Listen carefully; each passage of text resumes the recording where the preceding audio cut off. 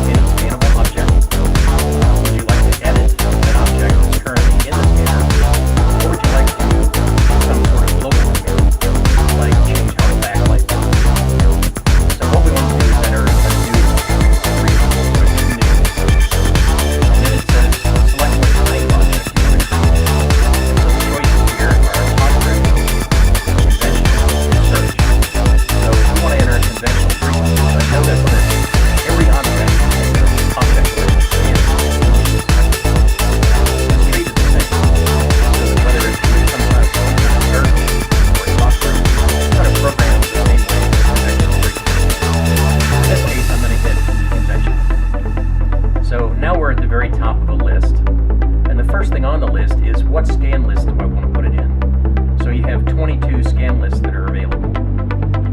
The asterisk is telling me the default is to put it in scan list 1. You can see that if I go to the right, scan list 2 has no asterisk. Scan list 3. But if I decided I wanted it in scan list 5, just press select. It's still there. That means you can put any object and logo in, and there's sometimes very good.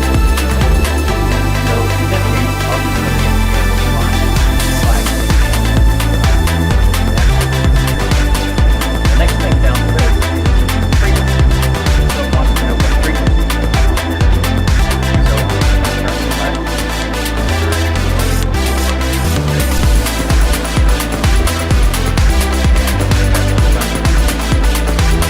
Now that's frequency. If that's all I want to do, I'm done. I can just stay out. But let's go further down the list. Go to tag, you can change the name of the object. Default name channel, but I can bring the default here. And when you do that, press select again. Now you simply go up key, down key, right or left, change or channel, whatever that name you want. I'm not going to take the time to do that right now, but we'll come back, done, and we're back on the list again. I can go down and select a squelch mode. If you don't select one, it's search, which is my favorite, because in the search mode, it will decode the CTCSS or DCS code on the display, and it will tell you what it is. And every time it does that, you'll see a save question mark message over the F3 key. So pressing the F3 key would make it save it, and then after that it will only use that. So let's bypass those and going down a little bit further. We don't want to lock this object out. We don't want to give it priority. Now we're to LED mode. We have an